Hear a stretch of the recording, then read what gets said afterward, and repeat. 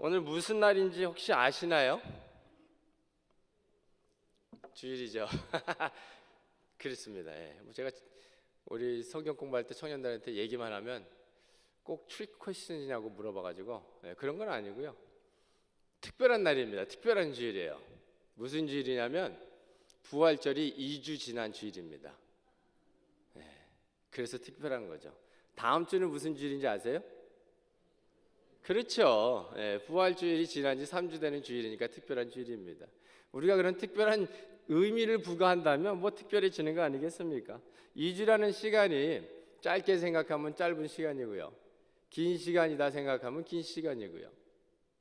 그래서 우리가 2주 전에 이제 부활절 성금요일 예배를 드리면서 뭘 했습니까? 성금요일 어떤 예배죠? 나를 위해서 죽어주신, 찢기고 피 흘리신 예수 그리스도의 그 보혈의 그 고난을 기념하고 동참하자라는 의미에서 주님 앞에 드려지는 예배이고요. 부활절이요, 나를 위해서 죽어주시고 또 부활하신 그 주님, 나에게 영생하는 생명 주신 주님, 그 주님을 기억하면서 드리는 예배입니다.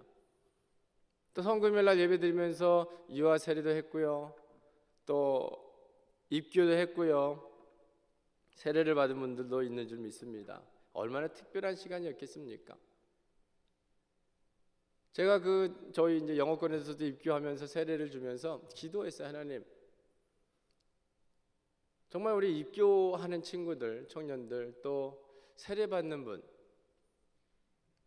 그냥 세례가 아니고 정말 하나님의 놀라운 은혜가 좀 임하게 하여 주시옵소서. 좀 만나 주시옵소서. 정말 일생일대의 한 번의 귀한 사건인데 그냥 행사로 그냥 지나가는 일이 없도록 하게 주님 큰 은혜로 부어 주시옵소서 하고 굉장히 간절히 기도를 했어요. 근데 제가 가장 큰 은혜를 받았던 것 같아요. 세례 주면서. 물론 세례 받은 분도 큰 은혜를 받았고요. 제가 이 얘기를 왜 말씀드리냐면, 우리가 신앙생활 하면서 여러분, 하나님께서 우리에게 베풀어 주신 은혜가 너무나도 크고 놀랍습니다. 그렇죠? 또 부활절 새벽에는 북한에 31개월 동안 감금되었으면서 하나님의 역사하심을 경험하고 또 임재를 누렸던 우리 임 목사님 모셔서 귀한 말씀 전해주셨고요. 근데 이 감동 속에서 많은 것을 우리가 예배를 통해서 듣고 또 받고 하는데, 중요한 것은요 여러분, 지난 2주 동안 그 부활절 때 혹은 성금요일 때 새벽 예배 때 받았던 그 내 마음속에 임했던 그 성령의 감동이 아직도 있느냐라는 겁니다. 아니면 그 시간을 통해서 내가 정말 하나님께서 나에게 이런 말씀을 해주셨는데 내 삶이 이렇게 변했습니다, 이렇게 변화해 가고 있습니다, 자신 있게 손들고 얘기하실 분 계세요? 예배 때마다 성령의 감동은 있습니다. 당연하죠. 말씀을 들을 때마다 성령의 깨달음은 있습니다. 그런데 중요한 것은요, 하나님께서 베풀어 주신 그 놀라운 은혜와 사랑과 축복을 우리는 너무 쉽게 생각하고 너무 쉽게 잊어버린다라는 거 있습니다. 생각해 보세요. 저와 여러분을 위해서, 정말 못난 저와 여러분을 위해서 예수님께서, 하나님께서 이 땅에 오셔서 우리를 위해서 그 고난을 당하시고 죽음을 당하시고 부활해 주셨는데 얼마나 큰 은혜입니까? 근데 2주가 돼가지고 지금 그 감동에 젖어서 오늘도 얼마나 감사하고 또 그 감동에 젖어서 눈물 뿌리는 분들이 얼마나 있냐고요. 그 귀한 하나님의 은혜를 좀 잊지 않았으면 좋겠습니다. 그래서 말씀드린 거예요. 오늘 특별한 날이다라는 거죠. 내일도 특별한 날이 될 겁니다, 여러분. 그 하나님의 은혜를 기억한다면 우리의 삶은 매일매일 순간순간 특별한 삶이고 특별한 날이고 특별한 순간이 되어야 될 줄 믿습니다. 그래서 오늘 설교 제목이 이겁니다. 지금 우리에게 필요한 것은. 여러분, 우리가 이 땅에 살아가면서, 그리스도인으로 살아가면서 정말 여러분에게, 오늘 나에게 필요한 것이 무엇이라고 생각하십니까? 많은 것들이 있겠죠. 주님의 은혜, 또 주님의 사랑, 또 말씀도 해야 되겠고요, 교회가 부흥해야 되겠고요, 기도도 해야 되겠고요, 전도도 해야겠고요, 선교도 해야 되겠고요. 많은 것들이 필요합니다. 그런데 이것들을 다 묶어서 이것들을 다 가능하게 하는 한 가지가 있습니다. 뭐냐면 그게 바로 회개입니다. 회개.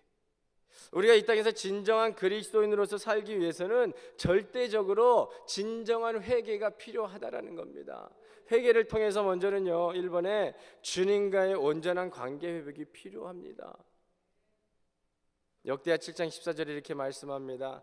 내 이름으로 일컫는 내 백성이 그들의 악한 길에서 떠나 스스로 낮추고 기도하여 내 얼굴을 찾으면 내가 하늘에서 듣고 그들의 죄를 사하고 그들의 땅을 고칠지라. 우리가 정말 하나님 앞에 겸손히 무릎을 꿇고 얼굴을 땅에 받고 하나님의 이름을 구하면 하나님께서 우리의 죄를 사하시고 이 땅을 치유해 주신다라고 우리에게 말씀하고 있습니다. 그래서 하나님과의 그 관계가 온전히 치유받기 위해서는 절대적으로 회개가 필요하다라는 겁니다, 여러분. 예전에 태진아 씨가 한 노래가 있죠. 사랑은 아무나 하나. 아무나 하던가요? 회개도 똑같습니다, 여러분. 회개는 아무나 하나, 아무나 못해요. 회개는요, 여러분, 아무나 할 수 있는 것이 아니고 온전한 회개의 의미를 깨닫는 자만이 할 수 있습니다. 회개는요, 내가 죄인이다라는 걸 깨닫는 자만 할 수 있는 겁니다. 그렇다면 죄가 무엇일까요? 죄란요, 하나님 말씀에 대한 불신이고 내가 하나님이 되겠다는 교만입니다. 한마디로 말하면 뭡니까? 내가 나의 삶의 주인이 되겠습니다라는 것이 죄라는 겁니다. 내가 내 마음대로 내 뜻대로 내 인생 살겠습니다. 하나님 걱정 마십시오. 그게 죄라는 겁니다. 에덴 동산에서요, 뱀이 여자를 꼬실 때 이렇게 얘기합니다. 너희가 그거 먹어도 괜찮아. 너희가 결코 죽지 아니하리라 라고 얘기를 합니다. 그러면서 뭐냐 그러면 너희가 그것을 먹는 날에는 너희 눈이 밝아져서 하나님과 같이 된다라고 얘기를 합니다. 이게 죄입니다, 여러분. 내가 하나님처럼 되려고 하는 거, 하나님이 되려고 하는 거. 하나님께서는요, 아담에게 뭐라 그러셨어요? 이 동산에 있는 거 내가 다 너를 위해서 만들었으니까 다 먹고 다 해라. 그런데 하나만 먹지 마라. 그 동산 중앙에 있는 선악과만 먹지 마라. 그거는 절대 안 된다. 먹으면 정령 죽으리니 라고 강하게 말씀하셨습니다. 근데 사탄은 뭐라 그래요? 절대 죽지 않는다라고 얘기합니다. 우리 하나님은요, 선하신 분입니다. 생명의 근원이십니다. 그런데 동시에 우리 하나님 공의의 하나님이십니다. 에덴 동산을 만드시고 모든 것을 만드시고 아담과 하와를 만드시고 그곳에서 다 누리게 하셨습니다. 한 가지 법만 만드셨어요. 그것만 먹지 마라. 그거 먹으면 너는 절대 죽는다. 절대 죽는다라고 말씀했는데, 그런데 그 법을 어겼다라는 거예요. 그래서 아담과 하와는 결과적으로 어때요? 에덴 동산에서 쫓겨날 수밖에 없었습니다. 그 말씀에 불순종해서.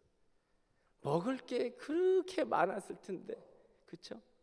그 많은 것 중에 그거 먹지 말라 하는 거 그거 그렇게 쳐다보고 놀다가, 네?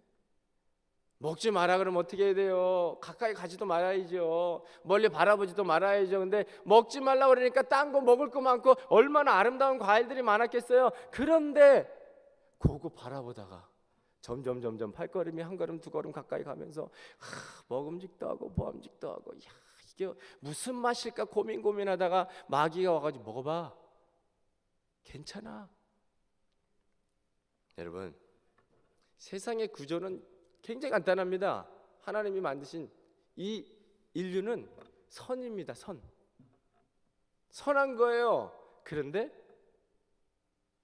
하나님을 대신하려는, 하나님이 되려는 그 마귀, 악이 또 공존하고 있습니다. 하나님과 마귀의 지금 이 시대예요. 정말 예수님께서 다시 오시는 그날까지 그 구조는 계속 될 거예요. 노아가요, 정말 방주를 만들어서 구원받았을 때 어땠습니까? 모든 백성들이 악했다라고 말씀합니다. 그래서 하나님께서 도저히 못 참아서 정말 이제 홍수를 통해서 멸망시킬 수밖에 없었던 그런 상황입니다. 아브라함 시절에요, 아브라함 아주 선한 의인이었습니다. 그런데 소돔과 고모라는 악했습니다. 유황불로 멸망당할 수밖에 없었습니다. 이스라엘 백성이 하나님께서 아브라함을 통해서 세우신 아름다운 하나님의 백성입니다. 그런데 애굽은요, 항상 죄악의 도시, 죄악의 나라를 상징하고 있습니다. 다윗 왕이요 정말 하나님을 사랑했던 사람입니다. 평생토록 하나님 위해서 성전을 짓기 위해서 모든 것을 했던 그런 사람인데, 그런데 그 옆에 있던 사울 왕은요 별로 하나님을 사랑하지 않았던 그런 사람입니다. 로마서 3장 10절에 이렇게 말씀합니다. 기록된 바 의인은 없나니 하나도 없으며, 이 세상에 의인이 없는데 하나도 없다고 얘기를 합니다. 그 구조 가운데, 악과 선 가운데 의인이 없다. 그러면 이 땅에 우리 모두는 뭐라는 거예요? 악하다는 얘기입니다. 이 세상에 선과 악이 있는데, 그런데 성경 말씀은 우리에게 의인은 하나도 없다, 의로운 사람은 하나도 없다. 그러니까 우리는 본질적으로 뭐예요? 다 악한 사람들이다라는 거예요. 다 죄인이다라는 겁니다. 그래서 우리는 주님 앞에 나아갈 수밖에 없다라는 겁니다. 그런데 하나님께서 우리를 의인으로 삼으셨는데요, 본질적으로는 악한데 우리는 의인으로 만드셨는데, 그 이유가 뭐냐? 하나님이 의로우시기 때문에. 내가 거룩하니 너희도 거룩할지니라 라고 말씀하고 있습니다. 우리가 죄라고 생각할 때 어때요? 어떤 것이 생각이 듭니까? 간음하고 살인하고 사기치고, 그냥 이 세상에 범법하는 그 정도밖에 생각을 못합니다. 오늘 본문에 나오는 세례 받으러 나오는 이 사람들도 마찬가지예요. 자기네들은 율법을 잘 지키니까 의인이라고 생각했습니다. 그래서 그냥 세례 받고 이제 좀 해보려고 그랬는데, 세례요한이 뭐라 그래요? 독사의 자식들아, 자기는 이제까지 율법 잘 지키고 의로운 사람, 괜찮은 사람, 저 옆에 사람 보니까 나는 좀 괜찮은데 볼만한 사람인다라고 생각했는데, 이 세례 요한이 그들을 보면서 독사의 자식들이라고 외칩니다. 너에게 일러 누가 장차올 진노를 피하라 하더냐라고 외칩니다. 무슨 말씀입니까? 사람은요 일반적으로 눈에 보이는 걸 중요하게 여깁니다. 눈에 안 보이는 건 우리가 어떻게 할 수 없으니까요. 그런데 하나님은 심령을 감찰하시는 분입니다. 세례 요한이 봤던 것이 뭐냐면 그들 가운데 있었던 이기적인 탐욕이에요. 그래서 두 개 있는 자는 하나 나눠주고, 세리들에게 더 많이 세금을 부과하지 말고 군인들에게도 그 받은 것에 감사하고 만족하고 착취하지 말고, 그거를 말씀하고 있는 겁니다, 여러분. 일반적으로 그들이 생각했던 회개는요 그냥 행위만 생각했던 거예요. 눈에 보이는 거예요. 그런데 탐욕에 붙들려 있는 그들의 자신의 마음을 그들이 보지 못했다라는 겁니다. 그런데 세례 요한은 그것을 봤다라는 거예요. 그들 심령 가운데 있는 탐욕 버려라라는 거예요. 그것을 버려야만 한다라는 겁니다. 너가 그 안에, 네 안에, 네 삶에, 당신 삶의 주인이 됐다면, 당신의 삶을 당신 마음대로 오늘 살고 있다면 당신은 죄인입니다. 그 안에 하나님이 계셔야 됩니다. 내가 주인이 되어서는 안 됩니다라고 얘기하는 겁니다. 우리는요 신앙인으로서 항상 차에 탄다고 생각할 때요 보조석에 앉아야 되는 거예요. 운전석에 누가 앉아 계셔야 됩니까? 하나님이 앉아 계셔야 돼요. 그게 우리의 삶입니다. 근데요 그게 하나님께서 정하신 이치인데, 우리는 보조석에 앉아 있으면서 참 불편할 때가 많아요. 불평할 때도 많고, 왜 일로 가나 절로 가나, 왜 이렇게 하나 저렇게 하나. 예전에 아버님한테 운전 배우다가 한번 첫날부터 열받아가지고 제가 둘 다 뚜껑이 열려가지고 운전 안 한다 그랬어요. 또 와이프 운전 가리키다가 또 한 번 또 화가 나가지고. 근데 저와 여러분요 영원토록 우리는 보조석에 앉는 겁니다. 우리의 삶을 주장하시고 인도하시는 분은요 하나님이에요. 때때로는 그냥 하나님이 인도하시는 것이 답답해 보여요.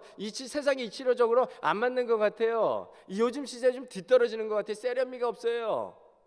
그러나 우리는 그냥 보조석에 앉아서 운전석에 계신 하나님이 이끄시는 대로 가는 것이 우리의 삶인 줄 믿습니다. 근데 그게 답답해서, 하나님 잠깐만요, 제가 운전 좀 할게요, 제가 좀 보여드릴게요, 어떻게 하는 건가? 요즘 시대는요 이렇게 하는 겁니다. 그게 죄라는 거예요. 하나님의 방법은요 예전부터 지금까지 또 동일합니다. 하나님은 절대로 변함이 없으신 분입니다. 그런데 그것을 보면서 우리가 우리 세대와는 맞지 않습니다. 너무나도 불편합니다. 에이, 아니에요 하나님. 이렇게 해도 괜찮고 저렇게 해도 괜찮아요. 내 마음대로 그것을 바꾸는 것입니다. 내 삶인데요. 내가 좀 하면 어때요? 그게 바로 죄다라는 거예요. 우리 모두는요 바로 그런 죄를 짓고 살고 있는데, 특히 부모들이 이제 그렇죠. 저도 뭐 새 아이를 키우는 입장에서 똑같은 자리입니다. 똑같은 생각을 갖고 있습니다. 어때요? 여러분들 자녀들을 위해서 기도하실 때 어떻게 기도하십니까? 자녀들이 뭐가 되기 원하십니까? 어린 자녀들이 있는 분들이 계시다면 똑같아요. 예전이나 지금이나 1세나 2세나 1.5세나 자녀들에게 바라는 건 열심히 공부 잘해가지고 좋은 대학 가서 열심히 공부해서 졸업 잘해서 좋은 직장 가지고 그냥 나보다는 좀 잘 살면 좋겠어요. 좀 편안하게 살면 좋겠어요. 부족함 없이 살면 좋겠어요. 그러다 그 가정 가운데 좋은 사람 만나서, 좋은 배우자를 만나서 아름다운 가정을 이루고 자녀들을 거느리고 그냥 아름답게 편안하게 살면 좋겠어요. 그게 답니다.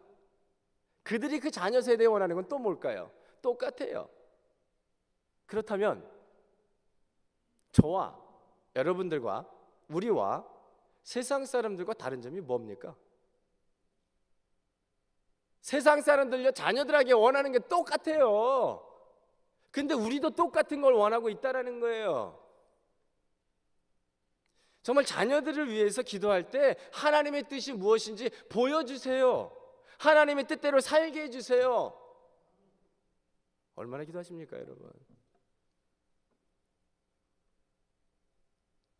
그렇게 기도합니다 라고 할 수 있어요.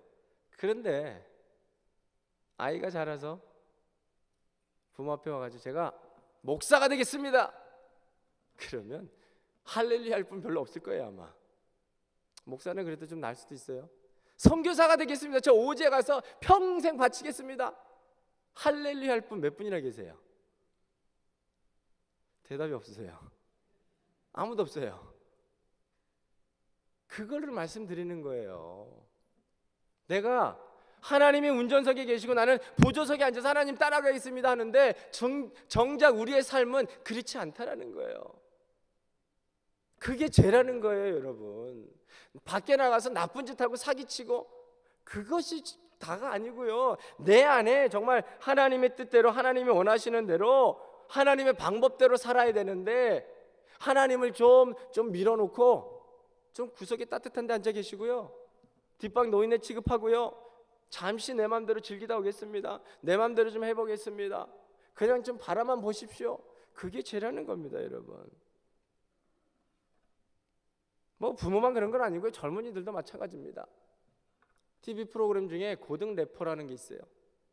요새 힙합이 유행하고 랩이 유행하기 때문에 그 컴피티션 하는 거예요. 대회예요, 대회. 랩 대회를 하는 거예요. 8,000명 고등학교 애들이 지원을 했어요. 거기서 이제 딱 한 명이 우승하는 거죠. 제가 어려서부터 랩을 좋아했기 때문에 지금은 뭐 많이 안 듣는데 그런 컴피티션을 더 좋아해요. 그 저지들이 얘기하는 거 그런 걸 참 재밌어해요. 그 배울 점도 많고요.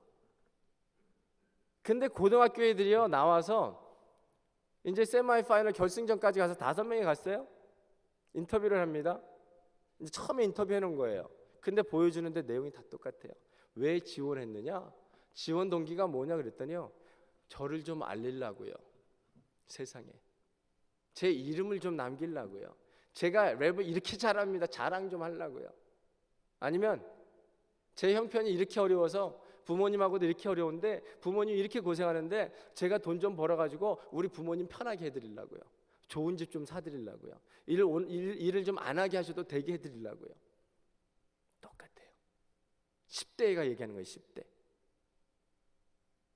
엄마 아빠 세대나 3살만 차이가 나고도 세대 차이가 난다는 그런 시대인데도 불구하고 엄마 아빠 세대나 애들 세대나 원하는 건 다 똑같아요.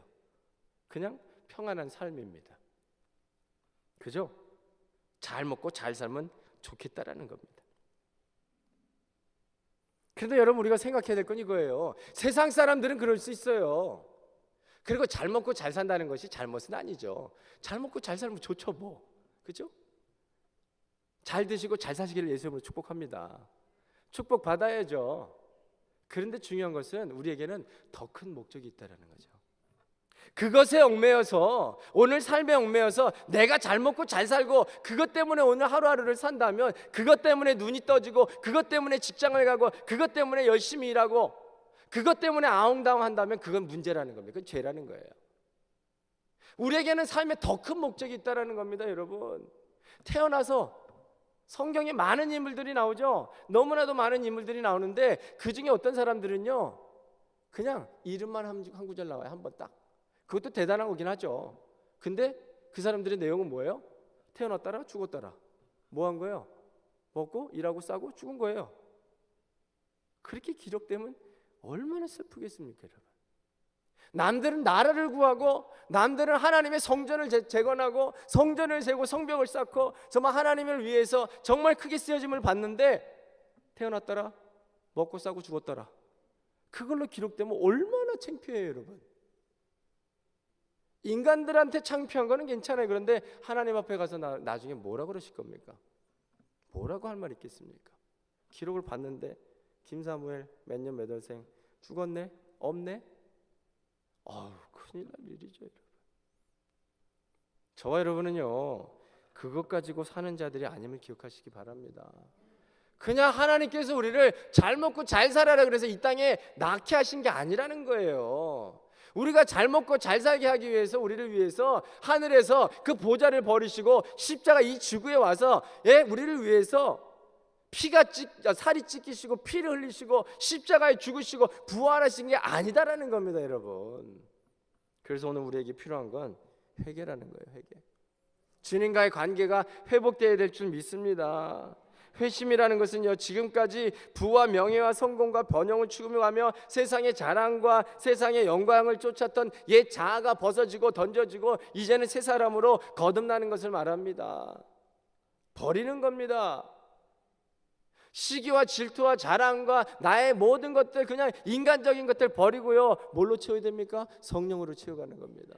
그게 회개입니다, 여러분. 회개의 의미는요, 잘못된 길에서 돌아선다라는 거예요. 가다가 삐죽삐죽 쳐다보는 게 아니고 이제는 완전히 돌아서서 반대길을 간다라는 거예요. 하나님께서요, 소돔과 고모라를 멸하실 때 아브라함이라는 사람을 기억해서 그 조카 롯을 구원합니다. 그 조카 롯과 그의 가족들을 천사들이 이끌고 나오면서 뭐라고 그러냐면, 절대로 뒤돌아보지 마라. 앞만 향해 가라. 달려가라. 네가 빨리 가야 내가 이 성을 멸할 수 있으니까 빨리 가라. 그런데요, 그의 아내는요, 뭐 했습니까? 뒤를 돌아봤습니다. 그래서 소금 기둥이 되어버리고 말았습니다.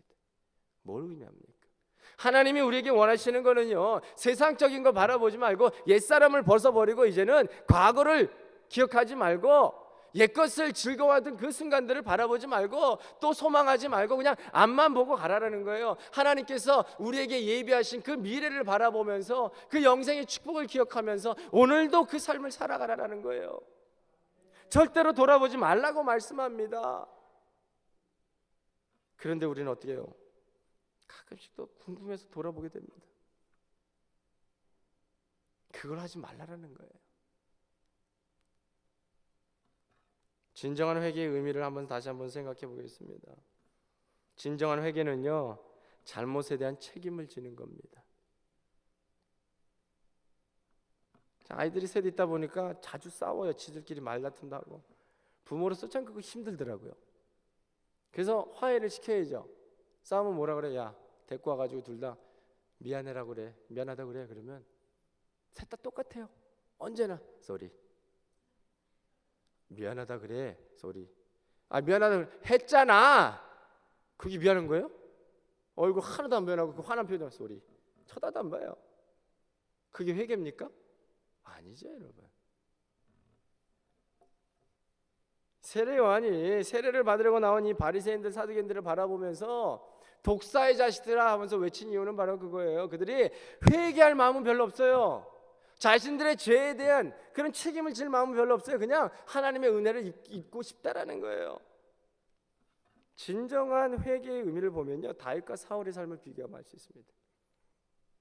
다윗이라는 사람요, 이 회개 사울이라는 사람 두 사람을 비교해 보면 인간적으로 도덕적으로 생각할 때 사울보다 다윗이 더 나쁜 사람이에요. 인간적으로 생각할 때, 인간적인 도덕적인 것을 법적으로 생각할 때. 그런데 하나님은요, 다윗은 마음에 합한 자라고 너무나도 사랑하시고 사울은 그냥 왕위에서 쫓아내 버리셨습니다. 왜 그럴까요? 분명한 이유가 있습니다. 우리아의 아내를 범하고요, 우리아를 죽였습니다, 다윗이. 그런데 진정으로 하나님 앞에 회개했다라는 거예요. 그게 다릅니다. 둘 다 죄를 지었어요. 그래서 하나님께서 말씀하실 때 둘 다 잘못했습니다 라고 얘기를 했어요. 그런데 사울은 진정한 회개가 없었고 다윗은 진정한 회개가 있었다라는 거예요. 사무엘상 15장에 보면 아말렉과의 전쟁이 일어나면서 하나님께서 그에게 말씀합니다. 사울에게 다 죽여라, 하나도 남기지 말고 다 죽여라, 짐승도 죽이고 사람도 죽이고 다 멸하라. 그랬는데 뭘 했습니까? 아가 왕을 살려 데리고 왔습니다, 사울이. 그리고 짐승들 중에 좋은 것만 살려놨습니다. 그리고는 변명이 뭐예요? 하나님 앞에 번제로 드리려고요. 하나님께서 원하신 겁니까? 아니에요. 다 죽이라 그랬어요. 다 죽이라 그랬는데 거기 아무 디테일도 없었어요. 다 죽이라 그랬어요. 그냥 뭐는 남겨놓으라가 절대 말씀하지 않았습니다. 그런데 그 말씀을, 그 상황을 보면서 사무엘이 이렇게 죄에 대해서 얘기할 때 사울이 이렇게 얘기를 합니다. 뭐냐면 내가 범죄하였나이다. 내가 여호와의 명령과 당신의 말씀을 어긴 것은 내가 백성을 두려워하여 그들의 말을 청종하였음이니이다. 얼뜻 보면은 회개하는 것 같아요. 이제 제가 범죄했습니다. 사람의 말을 들어가지고요. 근데 이게 진정한 회개입니까? 잘못했어요. 제 애들이 하는 소리랑 뭐가 달라요? 똑같아요. 아무 의미 없는 소리예요. 이거는 잘못했습니다, 범죄했습니다, 말로만 했어요. 그런데 다윗은요 달랐습니다. 나라가 강성해지니까 이 마음에 교만이 들어가지고 사탄이 그 마음을 탁 건드니까 뭐라 그래요? 뭐예요? 인구조사합니다. 인구조사하는 게 왜 나쁜 겁니까? 나쁜 거 아니에요? 그런데 인구조사의 문제가 뭐냐면 20세 이상 성인으로서 전쟁에 나갈 수 있는, 싸울 수 있는 그 군사들을 집계하는 게 인구조사예요. 호구조사인데, 근데 그게 죄인 이유가, 하나님께서 싫어하신 이유가 뭐냐면 너는 내가 세운 내 나라 내 종이다라는 거예요. 그런데 다윗이 인구조사를 통해서 그 마음에 무슨 마음이 든 거예요? 우리나라에 이렇게 내 백성 중에 이렇게 용사가 많습니다. 하나님 이제는 괜찮습니다. 제가 하겠습니다. 군사가 이렇게 많은데요, 우리나라 끄떡없습니다. 교만이 들어갔습니다. 하나님께서요 하루에 7만 명을 주셨습니다. 그때요 다윗이 보면서 이렇게 얘기해요. 그 백성들이 죽어나가는 모습을 보면서 다윗이 하나님 앞에 이렇게 외칩니다. 내가 이 일을 행함으로 큰 죄를 범하였나이다. 여호와의 이제 간구하옵나니 종의 죄를 사하여 주옵소서. 내가 심히 미련하게 행하였나이다 라고 외치면서 그가 뭐라 그러냐면 사무엘 24장 7절에 이 양무리는 무엇을 행하였나이까 청하건대 주의 손으로 나와 내 아버지의 집을 치소서. 죽어나가는 백성들을 바라보면서 하나님 앞에요 눈물로 호소하는, 하나님 이 사람들이 뭘 잘못했습니까? 제 잘못이죠. 제 가정을 치세요, 저를 치세요, 이 사람들 좀 살려주세요. 그게 진정한 회개 아니겠습니까? 제가 잘못했으니까 제가 감당하겠습니까? 이 사람들 아무 죄가 없습니다. 사울은 뭐예요? 저 사람들이 그랬어요. 저 사람들이 뭐라 그래가지고 제가 무서워가지고. 그리고 또 뭐라 그러냐면요, 사무엘상 15장 30절에 사울은 내가 범죄하였을지라도 이제 청하옵나니 내 백성의 장로들 아까 이스라엘 앞에서 나를 높이사 나와 함께 돌아가서, 사무엘에게 말씀하는 겁니다. 내가 당신의 하나님 여호와께 경배하게 하소서. 무슨 말이에요?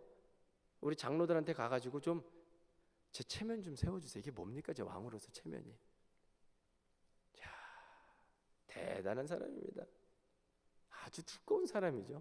그것도 사람 앞에서 아니고 하나님 앞에서.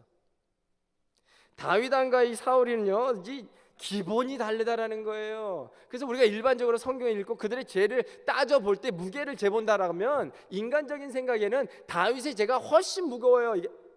이렇게 내려가야죠. 사울의 죄가 우리 생각에는 가벼울 수 있어요. 그런데 중요한 것은요, 둘 다 하나님 앞에 범죄했는데 그 더 중요한 것은 다윗은 온전한 회개를 하나님 앞에 했고 눈물 어린 회개를 드렸고 정말 삶의 변화를 요구했고 책임을 지려고 했고, 사울은요 다 남의 핑계 대면서 제 탓이 아니고 제 탓입니다, 저 사람 때문에 그래요, 회개하지 않았다라는 겁니다. 그래서 하나님께서 사울을 왕으로 삼으신 것을 후회하고 그 왕자를 빼앗아 버리셨습니다. 그런데 다윗의 왕자는 영원하리라라고 말씀합니다. 놀라운 말씀이에요. 놀라운 말씀이에요. 뭐가 달라요? 회개예요. 회개. 지금요 저와 여러분 우리의 시대에 우리의 삶 속에 오늘 나의 삶에 필요한 건 진정한 회개라는 겁니다. 그래서 우리의 관계가, 주님과의 관계가 회복되어야 될 줄 믿습니다. 사울 왕이 정말 회개하지 않을 때요 사무엘이 이렇게 얘기를 합니다. 죽는 날까지 사울을 다시 보지 아니하였으니 이는 그가 사울을 위해 슬퍼함이었고 여호와께서는 사울을 이스라엘 왕으로 삼으신 것을 후회하셨더라. 그런데요 다윗이 그렇게 진정한 회개의 제목, 눈물 뿌리면서 회개했더니 무슨 말씀을 하냐면, 그곳에서 여호와를 위하여 제단을 쌓고 번제와 화목제를 드렸더니 이에 여호와께서 그 땅을 위한 기도를 들으심에 이스라엘에게 내리는 재앙이 그쳤더라. 재앙이 그치고 계속해서 그와 함께 하시고 그를 축복하시고 그를 사용하셨다라는 거예요. 다윗은요 기본이 된 사람입니다. 하나님을 너무나도 사랑했던 사람입니다. 그래서 성전을 짓기 위해서 일평생 살았던 사람이에요. 왕이 돼가지고 한 것은요 많은 영토를 차지한 것도 있어요. 그러나 더 중요한 거는요 죽을 때까지 성전 재료를 다 준비해놨어요. 그리고 죽으면서까지 아들에게, 그 종들에게 제발 성전을 지어라, 내 아들 솔로몬을 도와서 성전을 지어라 부탁하고 갔습니다. 하나님에 대한 사랑과 열정이 너무나도 뜨거운 것을 알 수 있습니다. 대단한 사람이죠. 그 결과로 하나님은 그를 누구라고 부릅니까? 마음에 합한 자, 내 뜻을 이루는 자라고 부르고 있습니다. 저 여러분 10년 가운데 오늘 이 회개가 있기를 예수의 이름으로 축복합니다. 이 회개를 하기 위해서는 정말 하나님 앞에 온전한 순종이 필요한 줄 믿습니다. 죄라는 거 우리가 다시 생각해 봐야 됩니다. 여러분, 눈에 보이는 것이 다가 아닙니다. 내 안에 주님께서 말씀하셨잖아요. 여인을 보면서 잘못된 생각을 갖고 있으면 그게 간음이다라는 거예요. 어떤 행위가 아니고 생각 가운데 벌써 죄를 짓고 있다라는 거예요. 내 삶 속에요 내가 오늘 아무것도 안 했지만 그러나 하나님의 뜻을 인정하고 하나님의 뜻을 듣고 하나님의 뜻을 이루기보다는 내 마음대로 내 뜻대로 내 이익을 위해서 한다면 그것이 죄라는 거예요. 그리고 하나님은 우리에게 돌이키라라고 말씀합니다. 오늘 우리에게 필요한 건 그 잘못된 길에서 돌이켜서 하나님의 길로 가는 것인 줄 믿습니다. 오늘 그 변화의 역사가 우리 가운데 있기를 예수의 이름으로 축복합니다. 우리의 생각이 변화가 있기를 예수 이름으로 축복합니다. 우리의 말이 변화가 있기를 예수 이름으로 축복합니다. 생각이 변하고 마음이 변하면 당연히 행동은 변하겠죠. 쇼하자는 얘기가 아닙니다. 여러분, 이 마음이 변해야 되는 겁니다. 생각이 변해야 되는 겁니다. 그러기 위해서는 이 안에 있는 모든 악하고 더러운 것들을 다 버리고 뭐 해야 돼요? 새 걸로 채워야죠. 성령으로, 주의 은혜로, 주의 말씀으로. 그런 역사가 우리 안에 있기를 예수 이름으로 축복합니다. 성경 우리에게 말씀하잖아요. 그래서 항상 기뻐하라, 쉬지 말고 기도하라, 범사에 감사하라. 그것만 잘해도, 그렇죠? 근데 그게 또 쉽지 않죠. 오늘 같은 날 교회 오면서 즐겁다 웃으면서 오신 분 계세요? 혹시? 갈까 말까 갈까 말까 하신 분 혹시 안 계세요? 항상 기뻐하라 그랬는데 애들이 싸울 때마다 별로 안 기뻐요. 쉬지 말고 기도하라 그랬는데 뭐가 이렇게 바빠요. 범사에 감사하라 그랬는데 배고프면 짜증이 나고, 그죠? 정말 하나님의 말씀에 온전히 순종하셔서 저와 여러분의 관계가, 하나님의 관계가 정말 아름답고 복된 관계가 되기를 예수님으로 축복합니다. 두 번째는요, 사랑과의 관계 회복을 위한 진정한 용서를 빌어야 한다는 겁니다. 성경이 이렇게 말씀합니다. 마태복음 5장 23절 24절 우리 같이 한번 읽어볼까요? 시작. 그러므로 예물을 제단에 드리려다가 거기서 내 형제에게 원망 들을 만한 일이 있는 것이 생각나거든 예물을 제단 앞에 두고 먼저 가서 형제와 화목하고 그 후에 와서 예물을 드리라. 무슨 말씀입니까? 오늘 예배 오기 전에 내가 누구한테 잘못한 것이 생각나면 1부 예배 갈 것 2부에 오고 2부에 갈 것 3부 예배 가더라도 가서 그 사람한테 회개하고 오라는 거예요. 용서를 구하라는 겁니다. 이게 중요한 겁니다. 하나님 앞에 회개하는 거 맞습니다. 왜요? 우리의 모든 죄는 하나님에 대한 죄입니다. 그래서 아비멜렉이요, 아브라함의 아내 사라를 데려다가 데리러 갈 뻔했는데, 근데 그 땅에서 오래 머무는 것을 보면서 아브라함이 사라를 꼭 껴안는 것을 보면서 이게 어떻게 된 일이냐, 조사를 좀 한번 해보자 해갖고 알아봤더니 그의 아내라. 꿈에 하나님 나타나셔가지고요, 내가 너를 멸하겠다. 남의 아내를 취했으니 큰 죄다. 근데 내가 뭐라 그래요? 하나님 앞에, 하나님, 제가 가까이도 안 했는데 죄도 안 지었는데 이 선한 사람을 멸하시겠습니까? 그래서 하나님 말씀하시죠. 그래서 네 마음을 내가 알기 때문에, 그래서 너가 나한테 죄 짓지 않게 내가 지켜줬다라고 말씀합니다. 그녀를 가까이지 않게 내가 했다라는 거예요. 나한테 죄 짓지 않다. 그 아브라함한테, 사례한테 죄 짓는 게 아니고 나한테 죄 졌다라는 거예요. 그러니까 우리가 마음으로 죄 짓는 거, 생각으로 짓는 거, 사람한테 하는 거 맞아요. 그런데 가장 먼저는 하나님한테 하는 거예요. 그래서 하나님과 우리의 관계가 회복이 돼야 되는 거고요.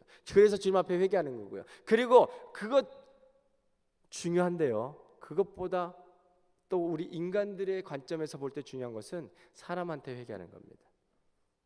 한국의 어떤 글들을 읽어보고 동영상을 보니까요, 어떤 장로님이 계시더라고요. 대형교회 장로님인데 예배 때 간증을 했던 것 같아요. 자신의 예전의 삶이 어찌렇고 저렇고 막 눈물 뿌리면서 감동적인 간증을 했습니다. 그런데 얼마 후에 어떤 여인이 글을 쓴 거예요. 그 사람이 나를 성추행했다. 요새 미투 운동 때문에 난리죠. 지금 뭐 연예인뿐만 아니고 목회자들도 그렇고 뭐 여러 가지 모든 사람들이, 많은 사람들이 이제 지금 벌벌 떨고 있을 그런 시기인데, 근데 그 미투 운동의 발단은 이겁니다. 왜 나한테 용서를 안 구하냐라는 거예요. 간단합니다. 나한테 그렇게 한 거 내가 용서해 줄 수 있는데 왜 정중하게 사과 안 하느냐라는 거예요. 한국에 김생민이라는 사람이 있어요. 뭐 큰 유명한 사람은 아니고 그 사람이 굉장히 이슈가 됐는데, 최근에 또 이제 뭐 절약하는 것 때문에 떴어요. 근데 프로그램도 이제 나오고 이제 좀 잘 될만 했는데 미투 때문에 또 망했습니다. 쑥 들어갔어요. 왜냐하면 그 별로 유명한 사람도 아닌데 그 당시에 자신이 뭐 좀 알려진 사람이라고 해가지고 그 스태프들 중에 2사람을 성추행한 거예요. 근데 방송국에서도 그렇고 그 사람도 그렇고 한 사람한테는 잘못했다고 용서를 구하고 정중하게 사과를 했습니다. 근데 한 사람은 그 자리에서 밀려나서 지방으로 착출되고 지방으로 갔다가 또 잡을 관두고, 그러면서 이 미투 운동을 하면서 나온 거예요. 이유는 이겁니다. 왜 그 사람한테는 정중하게 사과했는데 나한테는 안 했느냐라는 거예요. 성추행도 문제지만요. 여러분, 회개는요 하나님 앞에 하는 거 맞습니다. 그러나 사람들에게 내가 해를 입혔거나 주위 사람들에게 내가 무슨 잘못을 했거나 불이익을 가져왔다라면 회개해야 됩니다. 사람한테 가서. 그게 진정한 회개입니다. 하나님 용서해 주세요. 감사합니다. 그게 아니에요, 여러분. 죄값을 치러야 된다는 얘기예요. 그게 회개입니다. 정말 내가 잘못했으니까 하나님, 제가 이 죄값을 치르겠습니다. 그게 진정한 회개입니다. 삭개의 삶을 보면 알 수 있어요. 그러니까 예수님을 만나고요, 예수님께서 내가 오늘 너의 집에 유하야겠다. 집에 들어오셨어요. 식사를 하고 있는데 바리새인들이 와가지고 야, 저 예수라는 사람 저 죄인의 집에 와서 뭐하냐 그랬더니 삭개가 그 얘기를 듣고요 이렇게 얘기를 합니다. 주여 보시옵소서, 내 수의 절반을 가난한 자들에게 주겠사오며 만일 누구의 것을 속여 빼앗은 일이 있으면 내가 앞절이나 갚겠나이다. 대단한 사람입니다. 예수님이 그 안에 들어오고 정말 이제 구원의 백성이 되었더니 그 심령의 생각의 변화가 일어나서 이제까지는 물질을 위해서, 성공을 위해서 그렇게 죽도록 살았는데, 이거 예수님 만나보니까 별거 아니더라. 예수님이 더 중요하더라. 예수님에서 내가 무언가를 하겠습니다. 내가 이제까지 잘못했다면 다 변상하겠습니다. 죄값을 치르겠습니다. 그 얘기 아니에요? 그 당시에 율법에 따지면 랍비들에 의하면 인컴의 한 20%, 소유의 20%는 가난한 사람들을 위해서 썼습니다. 그리고 도적질한 것이 있으면 4배를 갚아야 된다고 법은 말하고 있습니다. 그걸 얘기를 하는 거예요. 근데 삭개오는요 20%만이 아니고 구제를 위해서 자신의 절반, 재산의 절반 50%를 내놓겠다고 얘기를 합니다. 대단한 믿음입니다. 그리고 자기가 사기치고 잘못해서 뺏은 것이 있으면 율법에 의해서 4배로 갚겠습니다. 근데 저는 아무리 생각해도 이게 계산이 안 돼요. 계산이. 굉장히 저는 산수를 잘 못하는 사람이거든요. 대학교 때까지 수학을 배웠는데 이제까지 기억하는 건 덧셈, 뺄셈, 곱셈, 나눗셈 빼면 없어요. 근데 제 머리로는 아무리 해도 이게 계산이 안 되는 거예요. 돈이 아무리 많아도 그 50%를 가난한 사람을 위해서 주고 내가 잘못한 거, 빼앗은 거 있으면 그 사람들 4배로 갚아주면 뭐가 남을까요? 제 생각엔 남는 게 없을 것 같아요. 이 사람 뭐 한 사람이에요? 세리였습니다. 세리장이었습니다. 그러니까 얼마나 그 많은 사람들 돈 뜯어먹었겠어요. 근데 그걸 4배로 갚겠다니, 제 생각엔 그래요. 지금 빈털터리가 됐을 것 같아요. 그런데 그는 기쁨으로 자신의 모든 것을 내어 놓겠다고 얘기를 합니다. 그게 진정한 회개입니다. 어떤 사람들이 이렇게 얘기를 하죠. 나는 성격이 좋아서 뒤끝이 없어. 본인만 없어요. 다른 사람 다 찔러가지고 다 쑤셔놓고 아프게 다른 옆에 있는 사람 죽어가는데도 본인은 몰라요. 기억도 안 해요. 그러면 안 됩니다, 여러분. 기도하셔야 돼요. 기억이 안 나면 기도 좀 하세요. 하나님, 제가 뭐 잘못한 게 있습니까? 혹시라도 회개해야 될 것이 있습니까? 하나님 앞에, 혹은 사람 앞에 제가 회개해야 될 것이 있습니까? 깨닫게 해주시옵소서. 하나님의 음성이 들리면 좀 창피하고 좀 부끄럽고 해도 가서 죄송합니다, 잘못했습니다, 용서해 주세요 해야 된다는 얘기입니다. 그게 진정한 회개입니다. 그때 하나님과의 우리와의 관계가 회복이 되고, 그때 옆에 있는 사람과의 관계가 회복이 되는 거예요. 그게 십자가 아니겠습니까, 여러분? 하나님과의 관계가 올바로 서야, 그래야 평행 성도 간에, 주위 사람들 간에 관계가 바로 서는 것입니다. 그것이 십자가의 보혈입니다, 여러분. 내가 예수 믿는다고 예수님만 잘하면 아니에요. 예수님을 잘 믿고 따라간다면 주위 사람들과도 평안할 수밖에 없는 거죠. 하나님 주신 축복인데요. 아닙니까? 오늘 정말 여러분 생각 가운데요, 마음 가운데 혹시라도 하나님 주신 생각이 있고 마음이 있다면 꼭 오늘 행하시기 바랍니다. 내일 하지 마시고요. 생각이 안 나시면 기도 좀 하세요. 하나님, 제가 하나님 앞에 용서를 구할 것이 있습니까? 제가 혹시 사람 앞에 용서를 구할 것이 있습니까? 좀 알려주세요. 그래서 다 청산하시고 정말 죄에서 자유함을 얻고 하나님께서 주시는 그 축복을 누리시는 저와 여러분 되시길 바랍니다. 삭개오가 그렇게 얘기를 했더니 예수님께서 뭐라 그러냐면 이렇게 말씀하세요. 오늘 구원이 이 집에 이르렀으니 이 사람도 아브라함의 자손이미로다. 얼마나 감사합니까? 바리새인들한테 손가락질 받던 그 사람, 보잘것없는 그 사람, 근데 주님은 그를 보면서 그도 아브라함의 자손이다, 구원받은 자다라고 말씀합니다. 그래서 결론적으로요, 구원받은 자로서의 합당한 회개의 삶은 무엇이냐? 로마서 12장 21절에 말씀합니다. 악에게 지지 말고 선으로 악을 이기라. 그리고 사도 바울은요 12장 계속해서 얘기를 하고 있어요. 어떻게 이깁니까? 그러면 신앙생활 가운데 은사대로 섬겨라라고 말씀합니다. 형제를 사랑하고 섬기는 일을 네가 먼저 해라라고 말씀합니다. 박해하는 자를 위해서 축복하라라고 말씀합니다. 즐거워하는 자와 즐거워하고 슬퍼하는 자와 슬퍼하라라고 말씀합니다. 그리고 모든 사람과 더불어 화목하라라고 말씀합니다. 내가 좀 불편한 사람이 있다면 회개해야 됩니다.